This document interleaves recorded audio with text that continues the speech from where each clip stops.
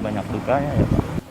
Karena kan satu udah capek udah pasti, kedua kalau faktor cuaca, kalau hujan ya kita selalu basah-basahan gitu. Harus pinter-pinter jaga diri biar nggak drop.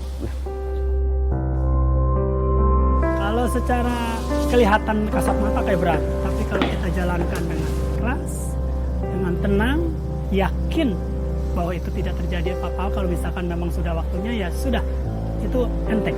Yang penting kita harus tahu prosedural dan protokol kesehatan. Bukan masalah materi, masalahnya menolong sesama. Rasanya nikmat banget bagi saya. Nah, sebenarnya ada keterbatasan ya Mas ya, karena kita juga korban pandemi juga dalam tanda petik itu. Dengan dukungan yang ada kita mungkin sampai PPKM berakhir Mas.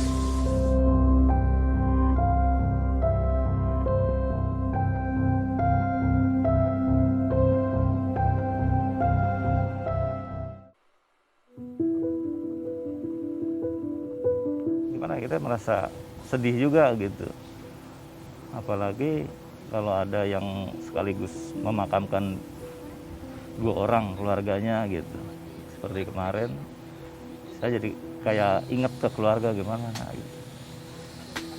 Saya harus ya sedih lah melihatnya, nggak bisa diomongin gitu ya. Kesedihannya saya lihat itu ya karena ditinggalkan untuk selama-lamanya mungkin sama almarhum. Kadang-kadang ada yang sampai jatuh pingsan juga. Biasanya kan pemakaman itu kita 1 orang untuk mengajankan. Nah kesedihannya di situ, nggak bisa melihat langsung prosesi pemakaman secara langsung karena harus ada jarak ya, hanya untuk yang mengajarkan saja di situ.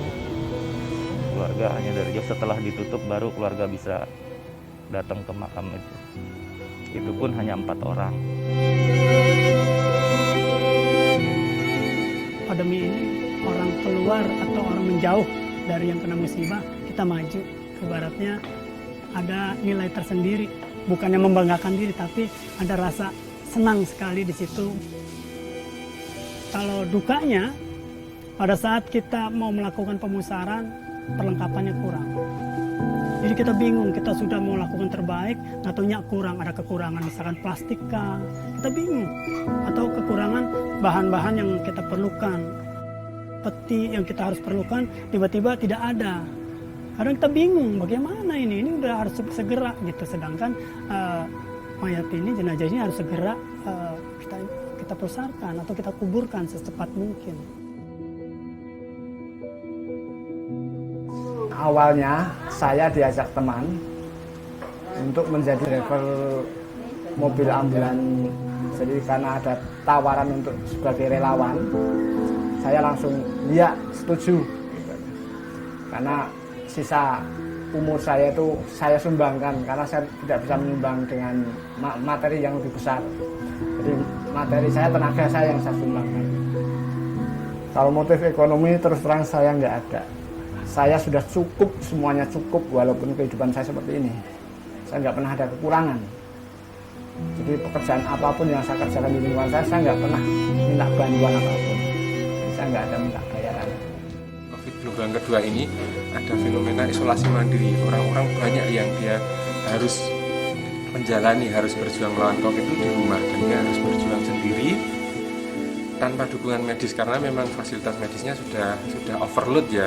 Dan itu kita juga, saya baca-baca itu ada banyak yang mereka terabaikan, bahkan sampai meninggal tidak ketahuan gitu.